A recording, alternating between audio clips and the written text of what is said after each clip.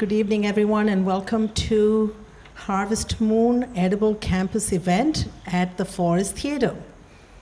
I've been coming to plays and events at the Forest Theatre for about 32 years.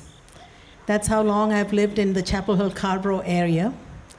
One of the first things I noticed about the South when we moved back from India, so I first came from India to Ann Arbor, Michigan. Snow was a new thing for me. But in the South, we found more edible wild things that we didn't see throughout the year in Michigan when I was there for 3 years. But then, of course, the forests of Michigan have fiddleheads. Who's eaten fiddleheads before? Anyone here? So wild foraging is something that I did all my life. I remember being 2.5 and 3 and just picking something as I passed by a plant, off of a plant or a tree, low-lying fruit, as we might call them, and taste them. So I had to learn some early lessons of protocol around picking things that I hadn't planted, or my parents hadn't planted, or if it was not in my own garden. Early on, at about 3, when my family moved from Kerala to Bombay, and we lived, my mother and my father and I, we lived in a place that was actually a corner of a construction site. And I could walk down this whole path, which was just gravel lined and gardens on either sides, and go to the only grocery store in the area. So this construction project was connected to just that one grocery store and construction materials coming in from afar. And my father was the civil engineer for this project. And I walked away from the house and went all the way down to the store. And before I even went inside the store, I found some fruits lying around on a vine, climbing a fence. And they happened to be something that I thought looked interesting. And I brought home an armload of them. And interestingly, my mother had never recognized it before. She had never handled it before. And my father came home for lunch and he said, "Where did all these ridge gourds come from?" Now, ridge gourd is something that grows long on a vine that climbs up as high as it would climb. It's a trellised plant. And they can be really long, and some of them were half my height. And I had brought home about 3 or 4. And when my father asked me where I found these, I told him I got it from the store. And surely it was outside the store. So he made me walk them back. He helped me carry them back, all the way back to the store. And he asked the store, by the time he got inside the store, he knew what had happened. These were lying on the fence. So this was my first bring home the big loot from a foraging experience. And I will never forget that it was something my mother did not recognize. We were not going to cook it before we checked with someone else. And also, who owned this?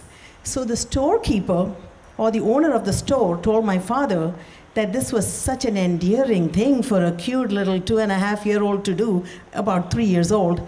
And he gave me complete permission to pick anything that he grew from that point on. So, yes.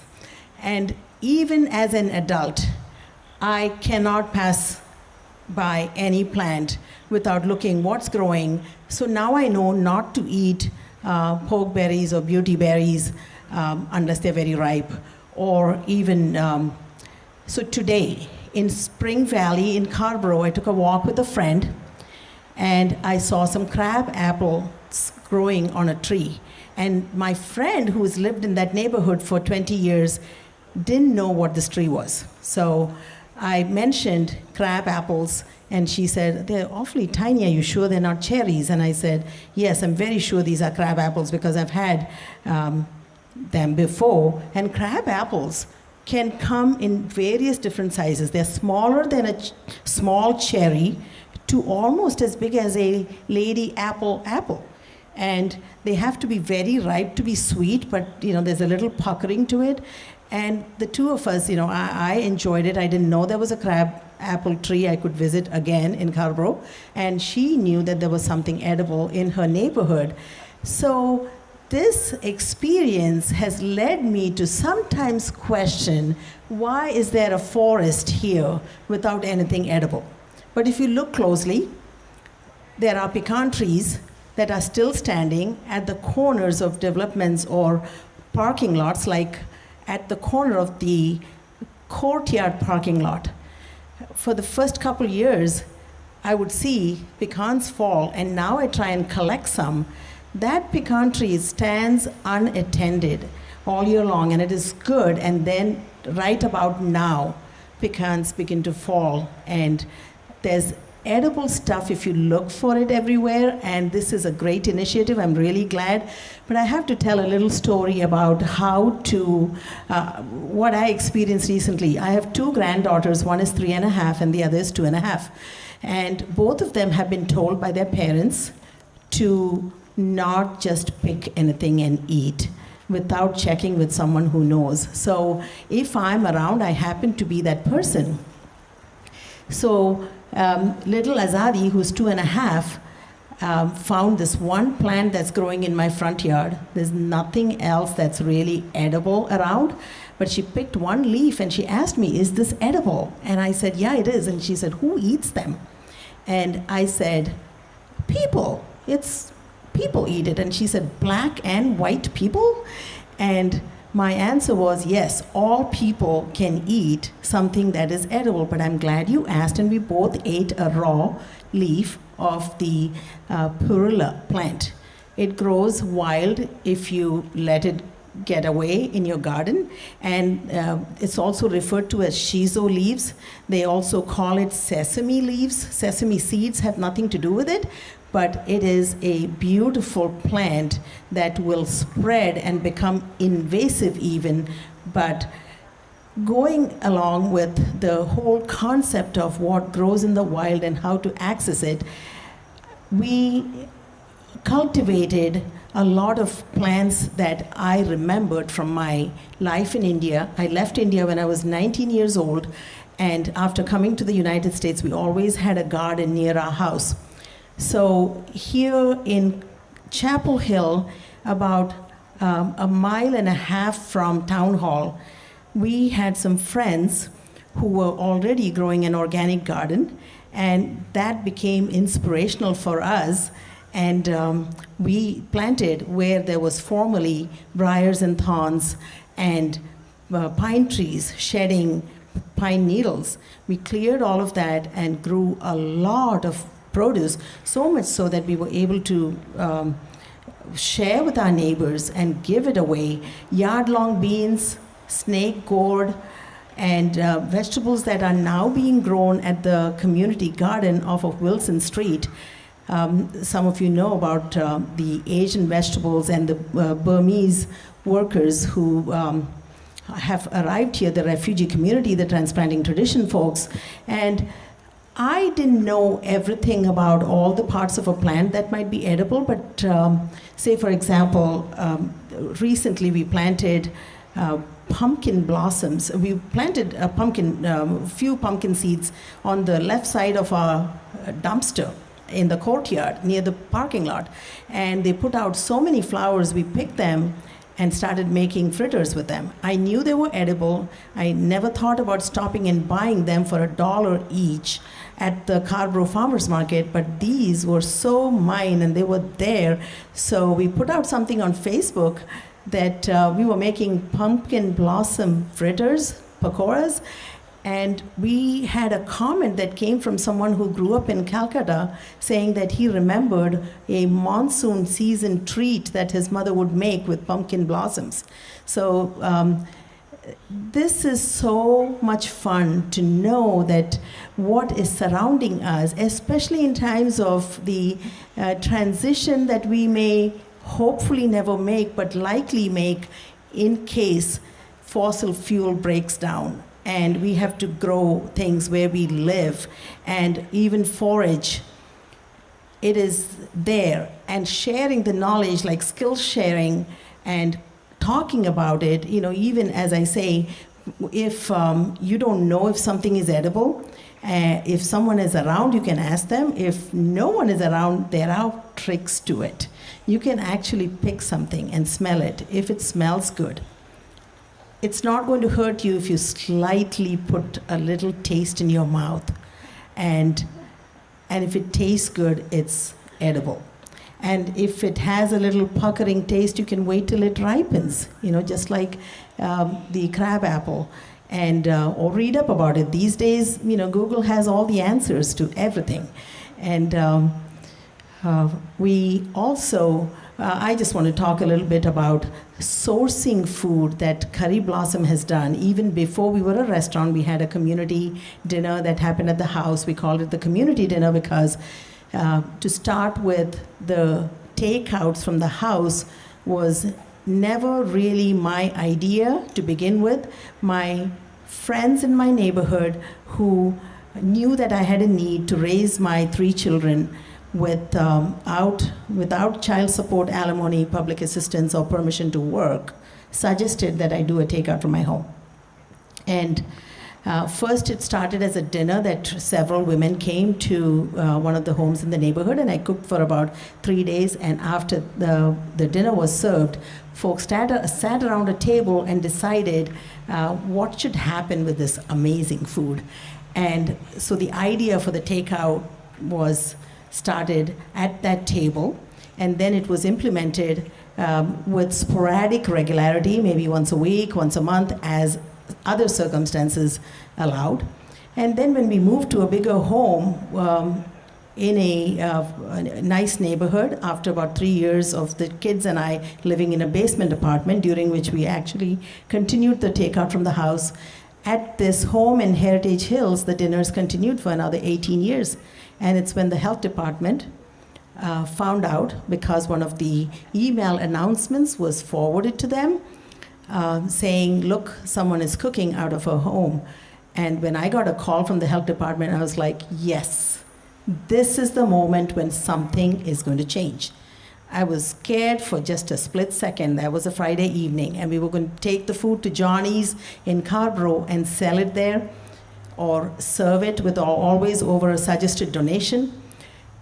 And we had to bring the food back from the house, to the house, and serve it out of there. And the next day, we talked about this experience to several people, anyone who would listen, starting at the Carborough Farmers Market, walking all the way up to Weaver Street. By the time we reached Weaver Street Market, I heard a few expressions being thrown at me. If anyone needed social equity and social capital to start a restaurant, you have it. And I didn't build it by myself. It was truly done with relationships that I built over the years. There are several people over here. I'm just going to call one out, and I'm going to say, Claire Lorch, my best friend, whose organic garden in her backyard was the first organic garden I had seen in North Carolina. She was a neighbor down the road from me, and she would share what she had grown with her husband and 2 little children. And our kids were very little. 1 or 2 of them were really babes in arms at that time. They are now in their 30s. So throughout the years, we've watched each other plant seeds of community interactions that grow a community, grow gardens, expand the table, because who comes to the table and what comes to the table are very important factors. And so in being a restaurant, we emphasize greatly what comes to the table. It has to be something that is good for the planet, and good for the people, and good for profit. So profit would be the last thing on my mind, because I'm not built at all to sell food, because I really love to share it. And the triple bottom line must include profit. So we try very hard to make a profit so we can stay alive. So it's wonderful that we have been in business for 9 years into our 10th year. However, the people, thank you, the people and the planet, early on in the organic food movement, the healthy food movement, we all thought about the earth. We didn't want to put pesticides into our gardens so the food would be healthy for us. And now we need to emerge into a culture of believing that healthy food should be accessible to all people. So not just, in the 90s, we paid some attention to the NAFTA, and fair trade became something that we became conscious of on a global level.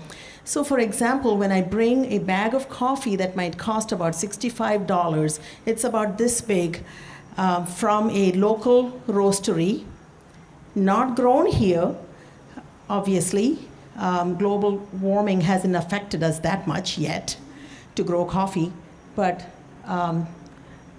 roasted in Scarborough, but it's fair trade, shade grown, organic coffee. If I ask a room full of people at the restaurant, take a guess how much this coffee costs, they start guessing at about $6, $8, $12, but they don't believe that it actually costs $62. And why do I not mind paying that, even though it's difficult? Paying less would be better for a businesswoman, because there's geopolitics in that bag. There's workers and worker rights and their right to actually feed their own family when they're selling something that we Americans have become addicted to. So to be mindful of those things. And I also want to say, a disclaimer, we serve something that's not corn.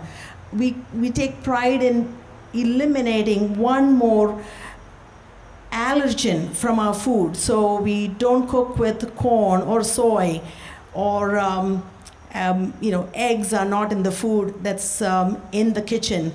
However, corn would have been a better thing to cook than the rice I serve. So the rice comes from the Himalayas. There's a lot of politics around the trade that happens between those places and us. So to be mindful of what's on our plate and who has labored for it, if they are being paid well, and if we can minimize consumption of what's not local. So in preparing for this evening, I was thinking about the topic, which is corn in our culture. Rice is what is corn from my culture of my birth. So I was born in Kerala. Kerala has rice and coconut. So one of the ways you can remember that rice is grown a lot, which is the staple grain of the state of Kerala, where I was born, is that to say hello or how do you do, they actually say, did you eat your rice? So that's like inquiring, how are you? Do you have 3 square meals? So it's, I am someone who struggled with blooming where I'm planted, because this is not where I grew up, but to know that friends have embraced me. I have gotten acclimated to the culture and the climate and the weather of this place. And I have 3 children who are born and raised in the United States, one Chapel Hill native especially, who are almost 38, 35, and 32. I had to get myself to call this home. And I'm saying that so that if you feel at home over here, try hard to make those who are also around you feel at home, because we are surrounded by refugees and people who are not like us. Thank you.